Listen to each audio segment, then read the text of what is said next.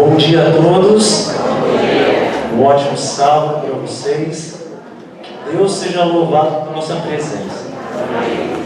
Antes de dizer qualquer coisa, tenho combinado com meu Deus, porque às vezes eu falo algumas palavras que talvez não seriam as que Ele desejava que eu falasse.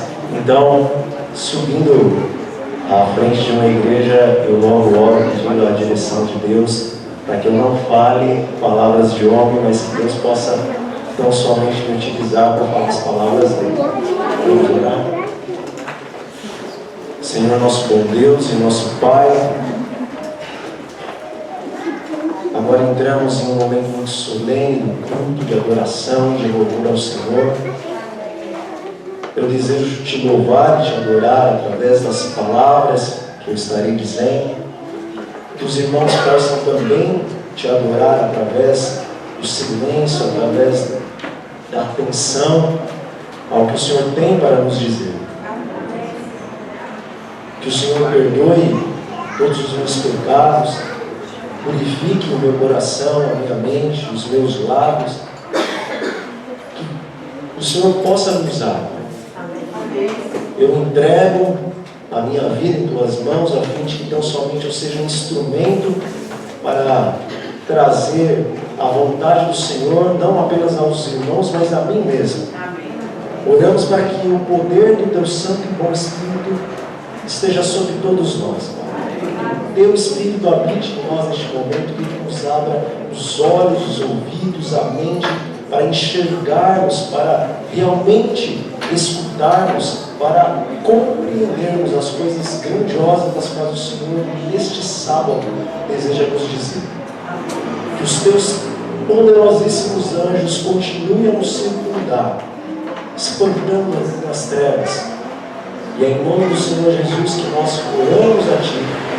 Desde já nós lhe agradecemos. Amém. Amém. Irmãos, hoje é sábado. Todos sabem disso, na verdade. Mas eu reafirmo, hoje é sábado, irmãos. E existe até um jargão, que não deveria ser apenas um jargão na igreja adventista, que hoje é o dia da felicidade. E realmente é o dia da felicidade, mas nós ainda não sabemos que é o dia da felicidade. Irmãos, tem uma promessa na palavra de Deus que fala o seguinte: se nós desviarmos o nosso pé de fazermos a nossa vontade, de profanarmos o dia do Senhor, e se nós chamarmos o dia do Senhor de santo, separado e deleitoso, não é apenas separado, deleitoso dia do Senhor, então eu vou fazer com que vocês cavalguem sobre os altos da terra, e eu vou sustentar vocês com a bênção do nosso pai Jacó. Irmãos, isso é uma bênção do Criador. Deus, Ele diz que no dia do sábado, se você e eu desviarmos o nosso pé de fazermos a nossa vontade, se nós chamarmos esse dia do dia deleitoso de Deus, de maneira sobrenatural, o Senhor, Ele vai nos dar o mesmo que Ele concede aos reis, porque quem cavalgava sobre os montes naquela época eram os reis. O Senhor está dizendo que nesse dia, se você entender que tem uma bênção especial, e se eu entender que tem uma bênção especial para mim, o Senhor vai nos dar o mesmo que Ele daria ao rei. A palavra de Deus nos diz que nós somos reis, somos sacerdócio, somos uma nação santa, povo peculiar do Deus Criador do universo todo-poderoso, aquele que fala e as coisas aparecem, aquele que não apenas fala e as coisas aparecem, mas aquele que é todas as coisas. Irmãos, Deus é a existência de todas as coisas, o ser que existe por si mesmo, que tem o poder para fazer tudo. Ele faz uma promessa, Ele não pode mentir, Ele não recusa-se, nega-se a si mesmo.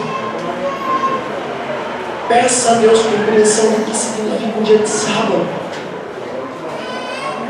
E a partir das primeiras horas do sábado, verdadeiramente aquilo que está escrito na palavra de Deus, que o Senhor, onde excede todo entendimento, essa vai te pertencer e essa vai me pertencer. E a paz que excede todo entendimento, quando você e eu verdadeiramente em plenitude a recebermos, então nós vamos nos sentir como reis. Hoje nós temos uma mensagem, eu creio que Deus tem uma mensagem. E é possível que aqui tenhamos visitas. E talvez as visitas não vão compreender 100% da mensagem. Contudo, Deus em sua infinita sabedoria e poder, Ele pega as palavras e transforma essas à mente, aos ouvidos de cada pessoa. O meu pedido é que Deus, Ele dê o alimento segundo a necessidade de cada um e segundo a capacidade de cada um. Se você escutar alguma coisa que talvez você nunca ouviu, não se preocupe. Deus, Ele tem palavras para você que talvez não sejam tão difíceis, e Ele vai falar a todos nessa manhã. Convido então os irmãos a abrirem as suas Bíblias no livro de Números, no capítulo 25. Livro de Números, capítulo 25, nós vamos ler do versículo 1 ao versículo 8. Deus tem colocado no meu coração, eu tenho compreendido, pelo estudo da palavra de Deus, pelo estudo do Espírito da profecia, que em toda a Bíblia, ou toda a Bíblia, está recheada de tipos e de antítipos, de objetos de ilustração e de objetos reais. Como assim? Vamos então a exemplos práticos. Jesus, Ele é o Cordeiro de Deus que faz o quê? No antigo Israel, o que se levava ao templo para se sacrificar pelos pecados que aqueles que levavam o animal cometiam? Qual era o animal? Existiam outros sacrifícios, mas o principal era o cordeiro. Então o cordeiro era um tipo, uma sombra, uma ilustração do verdadeiro, que era o antitipo, Cristo. O verdadeiro Cordeiro de Deus que tira o pecado do mundo. Jesus, por exemplo, Ele nos diz que nos últimos dias as coisas serão semelhantes a Sodoma e Gomorra e também serão semelhantes a antes do dilúvio.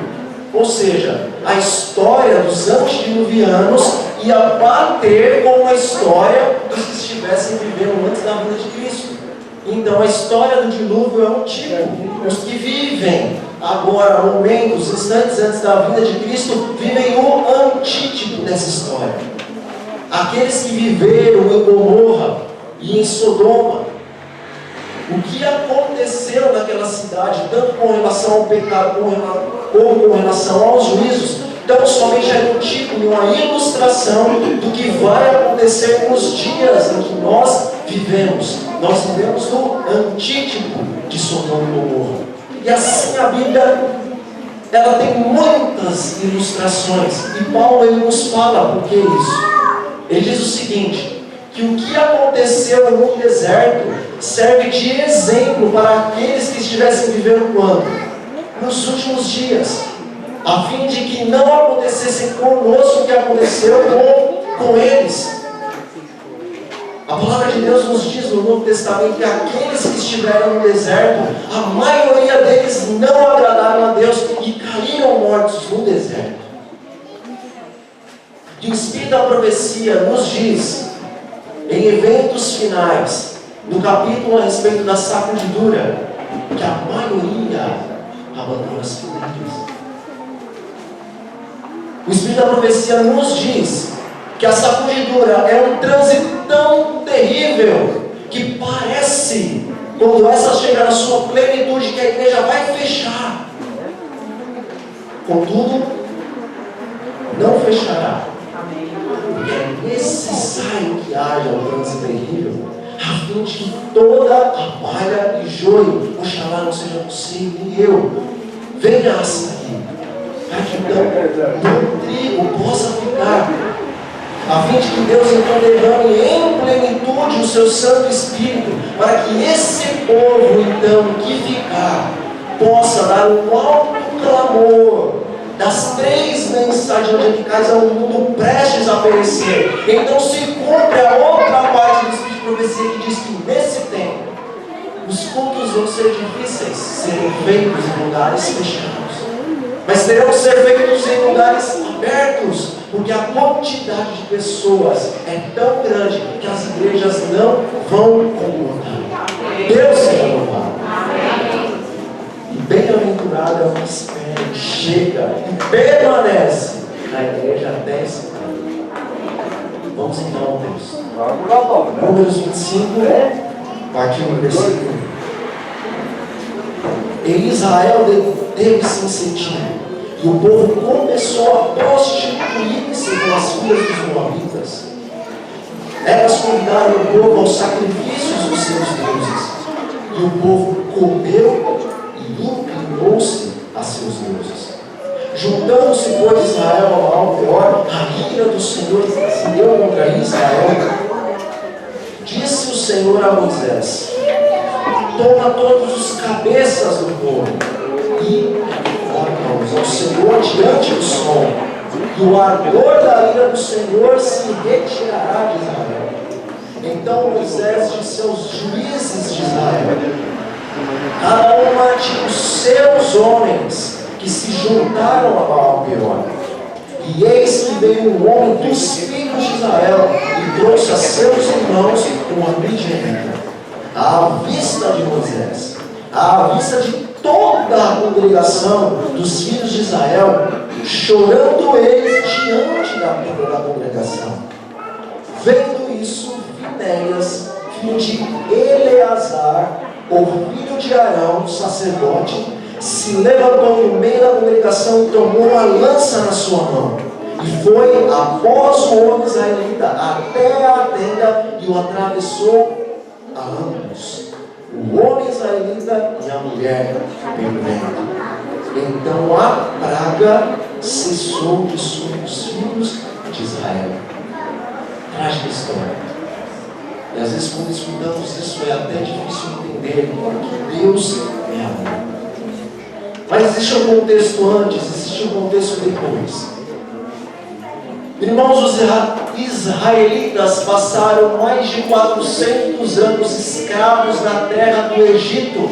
E eles foram escravizados não porque Deus determinou que o seu povo amado tinha que se tornar cativo numa terra pagã, mas pelo fato de que eles pecaram em terra pagã, então o Senhor teve que os entregar na mão dos egípcios, e por conta disso passaram mais de 4 séculos sendo prisioneiros daqueles que eram gentios. Mas o Senhor Deus ouviu o clamor do seu povo, e em sua misericórdia lembrou-se de Israel. Através de Moisés, o Senhor tirou Israel com mão poderosa no Egito e levou Israel ao deserto a fim de ser purificado pelas provas, para que então de cativos pudessem eles entrar na terra de Canaã, que era a terra que mandava leite e mel. O Senhor tinha entregado a terra para eles, o Senhor tinha se entregado novamente para o povo que tinha pecado contra Deus e quebrado a aliança. O Senhor deu tudo pelo seu povo, o Senhor daria muito mais que o seu povo pudesse pedir ou pensar na terra de Canaã. O Senhor Deus, durante o período em que o seu povo estava no deserto, ele servia de sombra sobre a cabeça deles durante o dia, e durante a noite o Senhor Deus se fazia nuvem de fogo para aquecer o seu povo. Ele os alimentou com o maná, ele deu água da rocha viva, que era ele mesmo, e o povo murmurou, e o povo pecou, e nas portas de Canaã os líderes das tribos blasfemaram de Deus em sua incredulidade. O Deus Todo-Poderoso que havia tirado eles da terra de Canaã não podia agora derrotar os gigantes daquela terra. E quiseram até matar Caleb e Josué, os únicos que se mantiveram fiéis ao Deus que os livrou. E por conta disso a ira do Senhor se acendeu.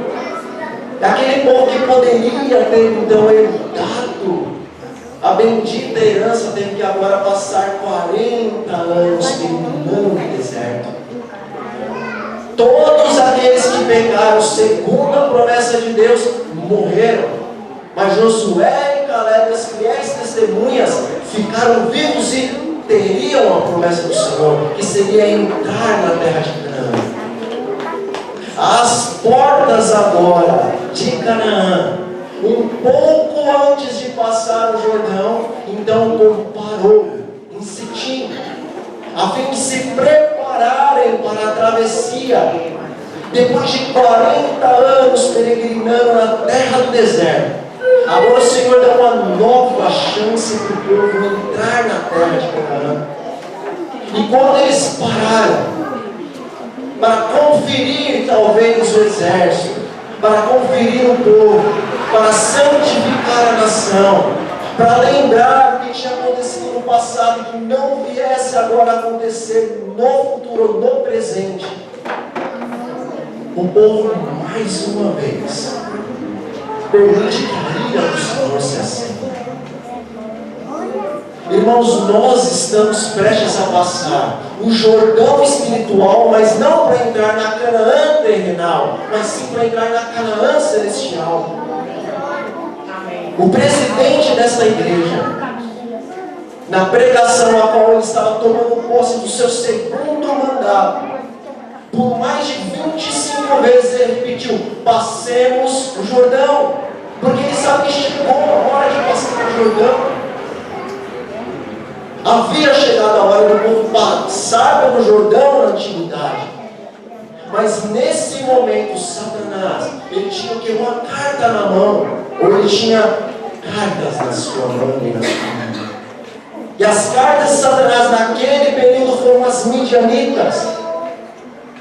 E por causa das midianitas o povo pecou, e mais de 24.000 caíram mortos, sem que eles poderiam ter passado o Jordão e herdado a terra que o Senhor deu por herança ao seu povo amado e bendito.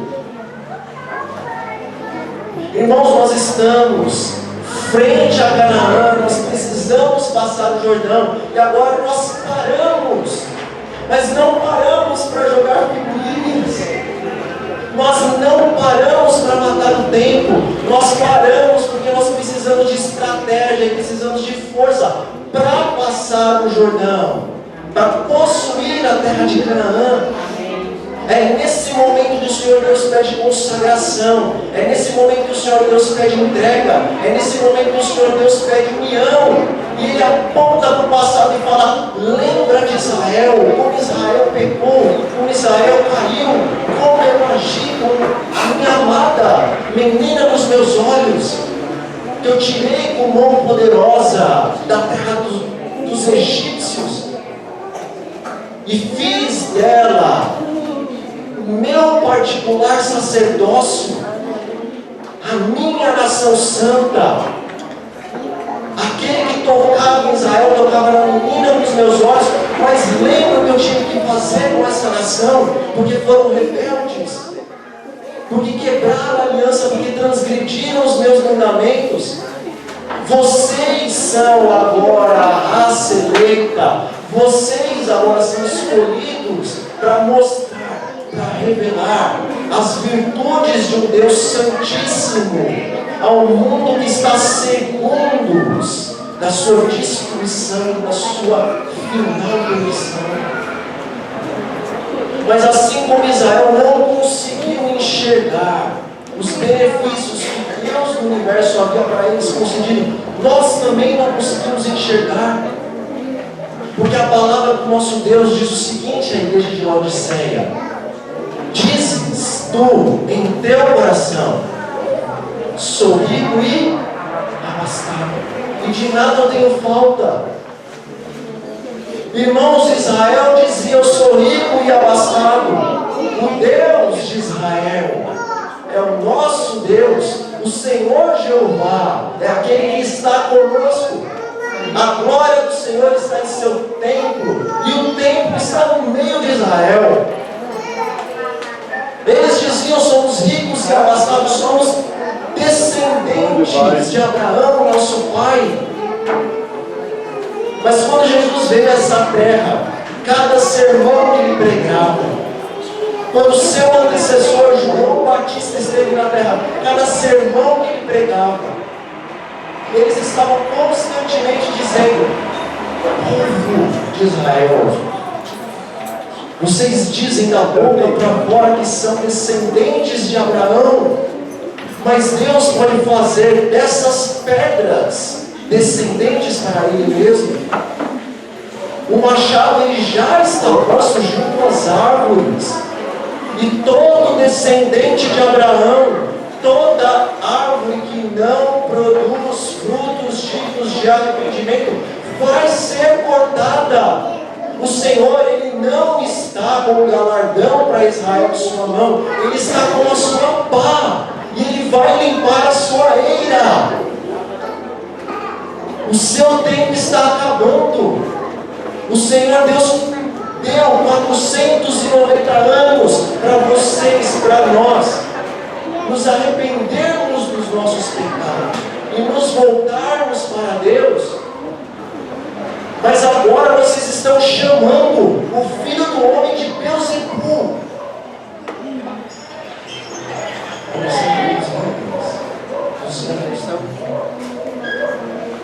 Aqui uma luz após o Filho de Deus. A sua nação santa crucificou o príncipe da vida. Irmãos, nós estamos agindo como os israelitas, porque dizemos, tal como eles, que somos ricos e abastados, mas aos olhos e à visão de Deus, nós somos miseráveis, pobres, cegos e nus espiritualmente.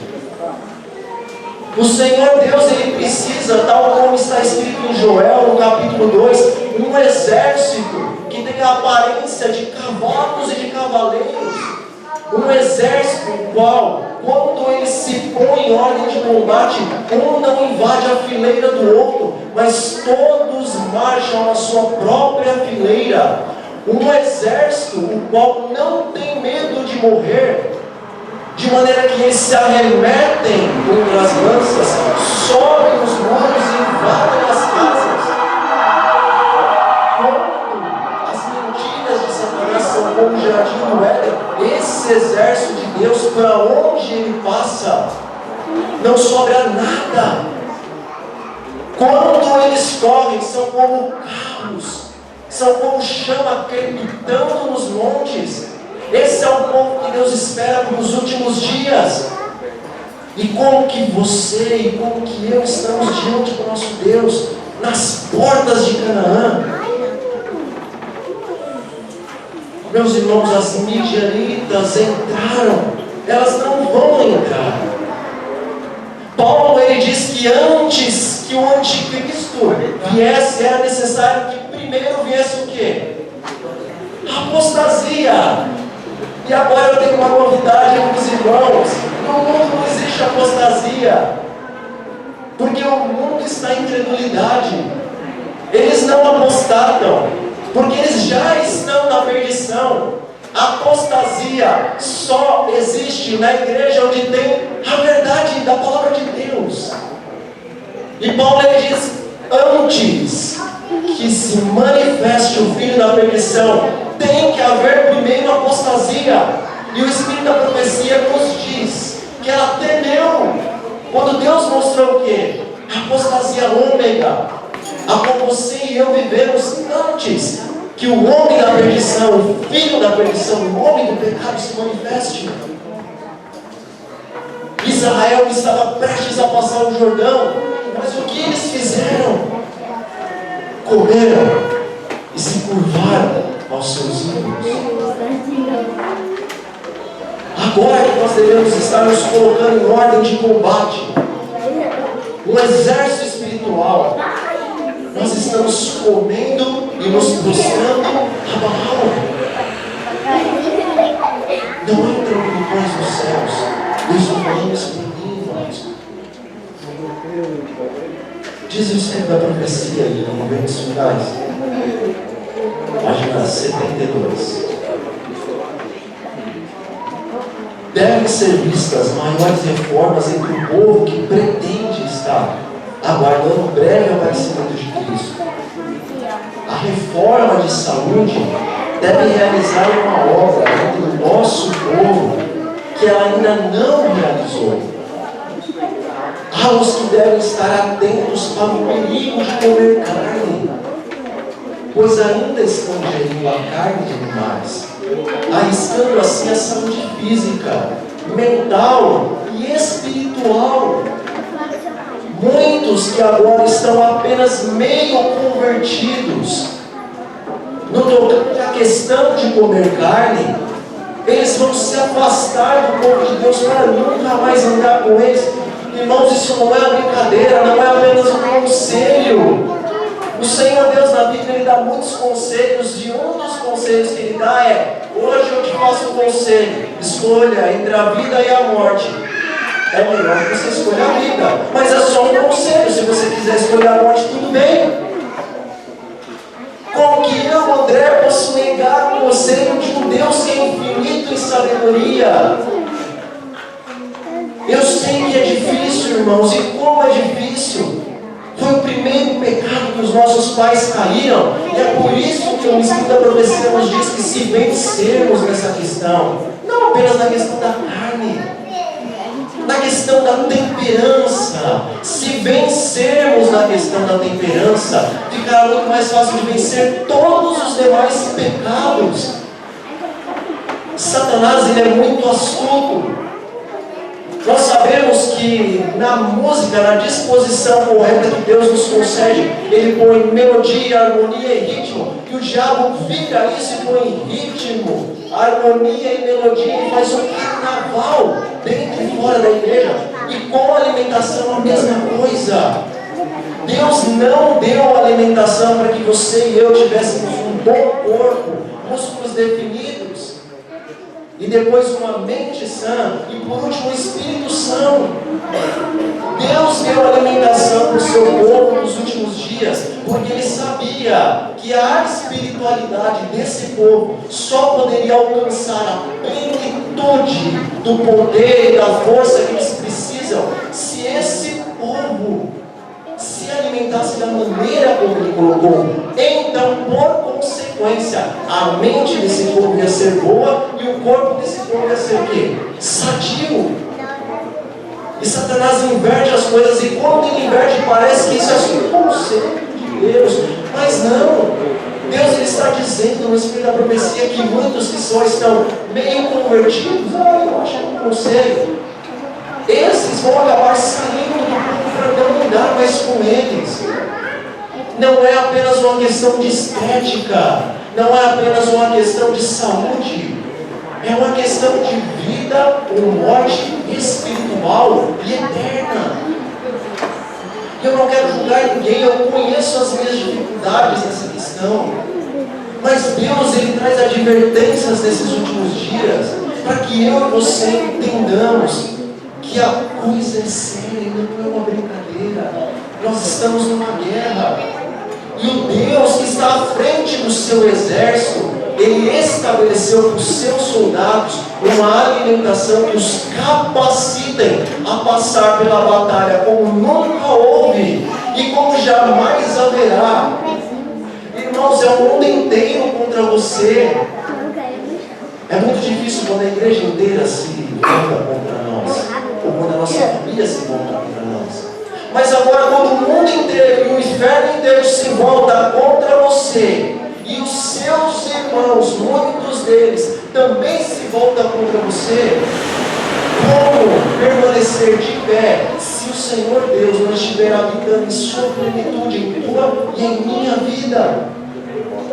O Senhor, Ele quer que nos esvaziemos, que esvaziemos o nosso templo, o templo do Espírito Santo, para que em toda a sua plenitude Ele abunde em poder dentro de nós, a fim de que sejamos realmente como rochas, e não como canas ao vento de um lado do outro.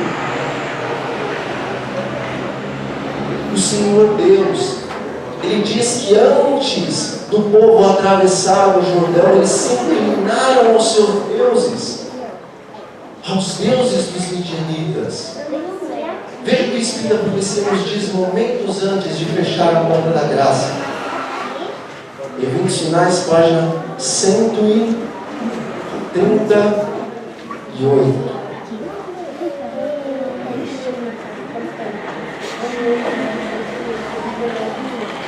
As coisas que descrevestes, falando a respeito da música, como teve lugar em Indiana, o Senhor revelou que haveria de ter lugar imediatamente antes da terminação da graça. Isso está falando da nossa igreja, do nosso povo. Demonstrar-se-á tudo que é estranho. Deus, Ele está falando a respeito da música, dentro da nossa igreja. Ele diz que antes de se fechar a porta da graça, haveriam coisas estranhas dentro da música.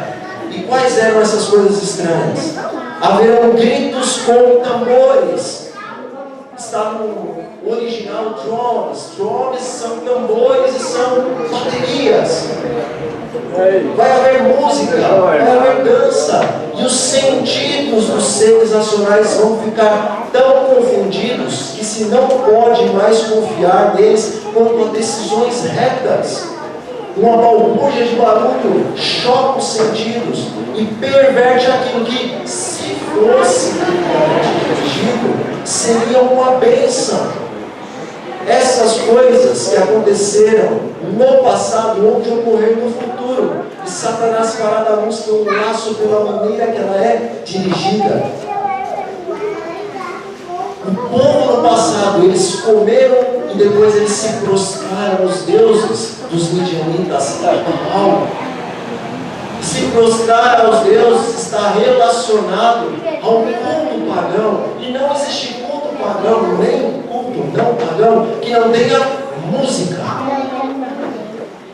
Primeiro Satanás perverteu por intermédio da alimentação, depois Satanás os levou à música pagã, a qual criou neles um carnaval. E por conta disso, inconscientes talvez do que estavam fazendo, acabaram se prostrando a Baal. Deus está te convidando, me convidando para enxergarmos o que está acontecendo nos nossos dias, em todas essas coisas e em muitas outras. Satanás não tem somente duas midianitas, Satanás tem muitas midianitas. Talvez você conheça as suas, talvez eu conheça as minhas, talvez os líderes e os pastores conheçam as suas, mas a verdade é que elas estão na igreja. No momento em que elas não podem estar na igreja. Irmãos, Deus nos ama e nos quer salvar. Ele amava Israel, queria salvar Israel, mas por conta do pecado e por conta da continuidade no mesmo, a ponto de um líder da nação, no momento em que todos se prostravam diante do Senhor, pedindo perdão e rogando a bênção, ele trazer o midianita diante de todos. O Senhor Deus teve que trazer a morte a mais de 24 mil, assim também nos nossos dias, através da sacudidura, pelo fato de que você e eu não nos desgarramos das nossas midianitas. Deus também terá que, infelizmente, lançar muitos à morte espiritual. Deus, Ele não ama advertências. Deus, Ele ama falar do seu poder, falar do seu amor, falar de suas promessas.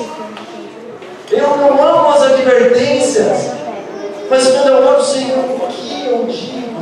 E o Senhor põe no meu coração, como eu posso dizer outra coisa? E eu prego primeiramente para mim, não primeiramente para vocês. Irmãos, chegou a hora. A hora é agora, Jesus está voltando e é de verdade.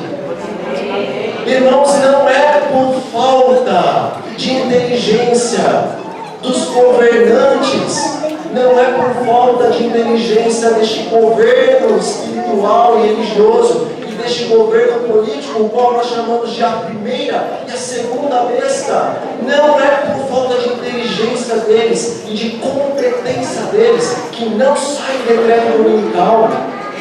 O decreto dominical não sai porque Deus é misericordioso.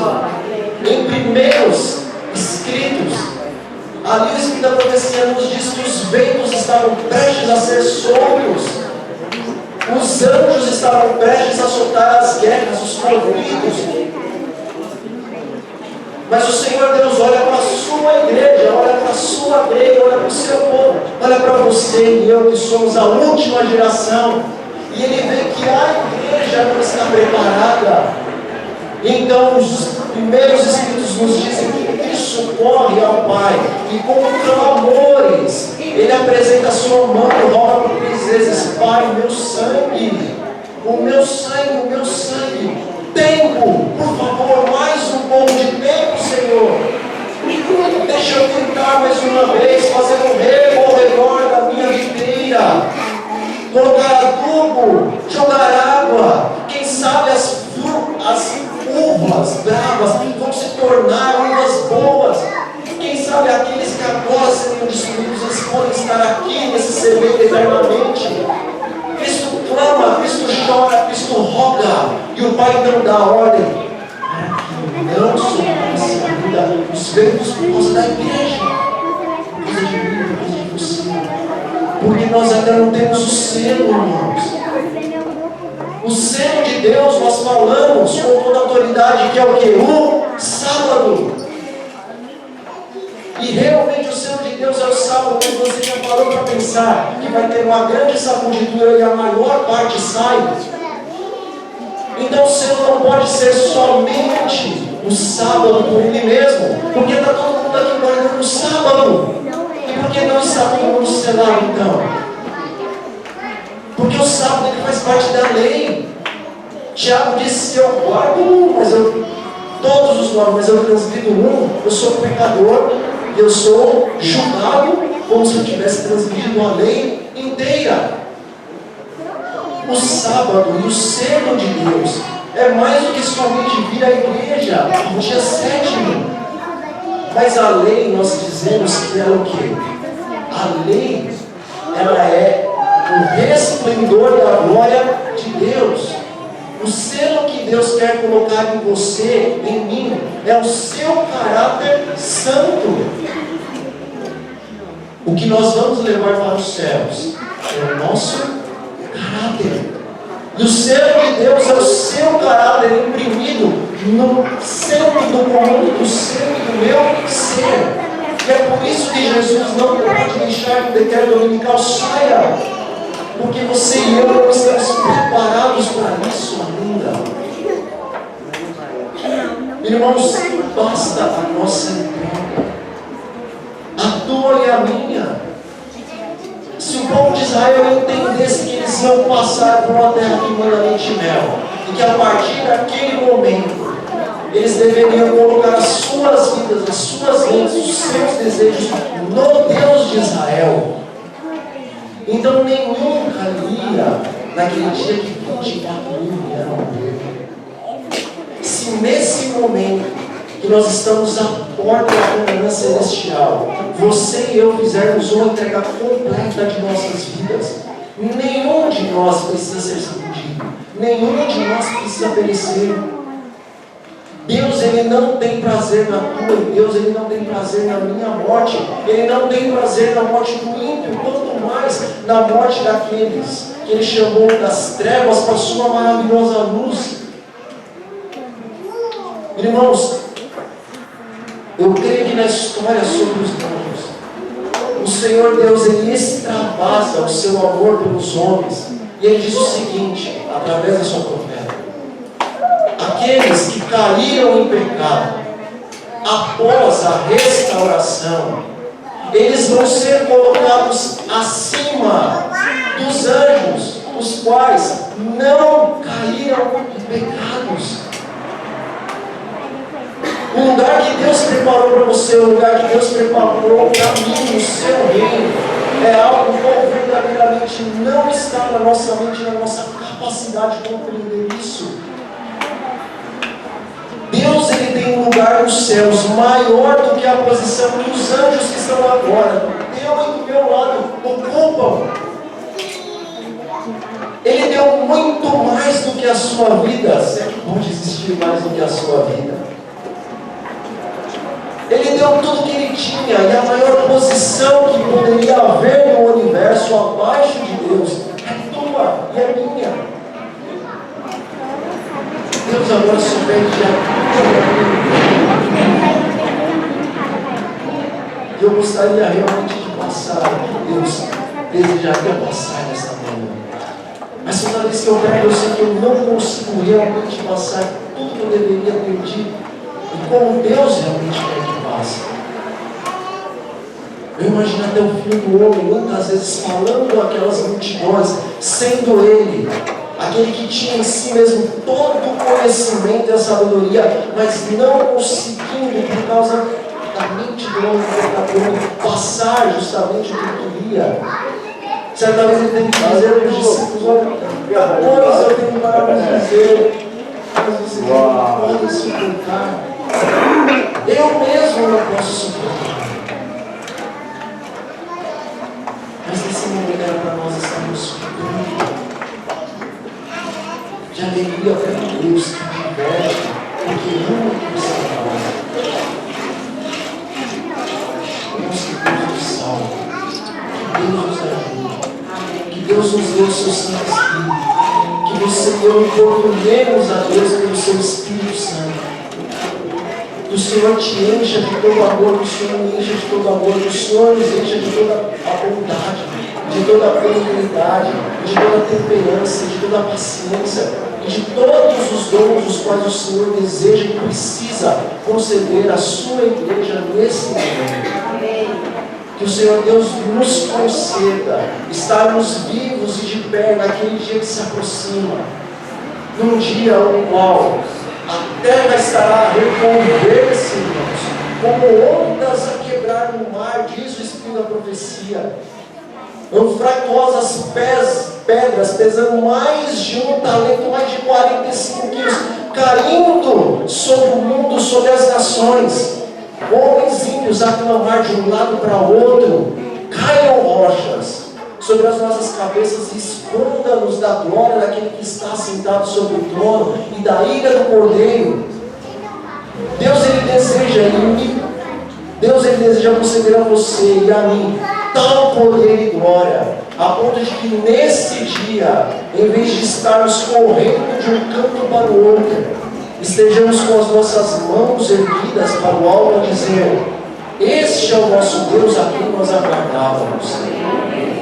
Quando os teus olhos e quando os meus olhos enxergarem a beleza, a glória e a majestade do príncipe da vida, sentado em seu trono, envolto em chamas, vindo na sua glória, vindo na glória do seu Pai, vindo na glória de todos os anjos, quando nós conseguirmos visualizar o carro, o qual de cada um dos lados existem asas que clamam santo, e que as rodas clamam santo, e um cortejo de anjos clamando santo, santo, santo. Quando nós visualizarmos isso, quando o Senhor Deus der a palavra de ordem, no que for corruptível se transformar em incorruptível, então nós vamos saber que valeu a pena cada uma das entregas, por mais difíceis que sejam de ser feitas, valeu a pena.